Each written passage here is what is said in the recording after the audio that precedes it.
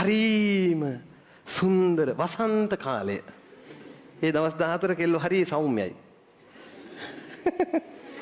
කාමරේට කවුරුත් ආවා කියලා මොකුත් බයින්නේ. ආනේ කාමරේටද වැරදිලා දාවේ. කමන්නේ එළියට යන්න කමන්නේ. කැමති නම් ඉන්න අන්නේම හරි. හරිද? මේ හරියට වගේනකොට ඊස්ට්‍රජන් ලෙවල් එක টොප්. ස්වභාවිකවම හැදෙනවා මේ ප්‍රජනනය කිරීමේ කැමැත්ත. මේ හරිය නිර්මාණය. මොකද ඒක ස්වභාවික වෙන එකක්. ඇයි? ඒ වෙලාවේ ශුක්‍රාණු ආවොත් තමයි මොනව වෙන්නේද? සංසේචනය වෙන්නේ. ඊස්ට්‍රජන් උප්පරිම ලෙවල් එකේ තියෙන්නේ. මිනිහා කාමරේට ලං වෙන්න විතරයි ඕන. සිංහල ඇදලා ගන්නවා. කැප් එක විසි වෙනවා, බාට් දෙක විසි වෙනවා.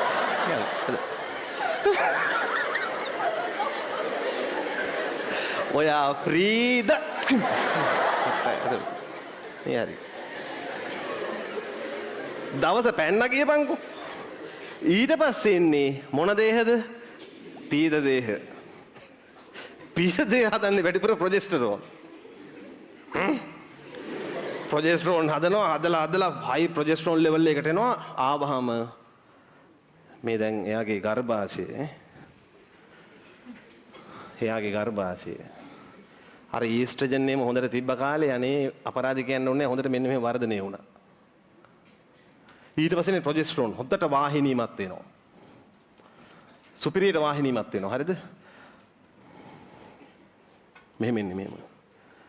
ඊට පස්සේ ශ්වේත දේහේ මෙන කාලේ ප්‍රොජෙස්ටරෝන් ඉන්න කෙනෙක් නැහැ. මේ ප්‍රොජෙස්ටරෝන් දෙන්නේ කවුද?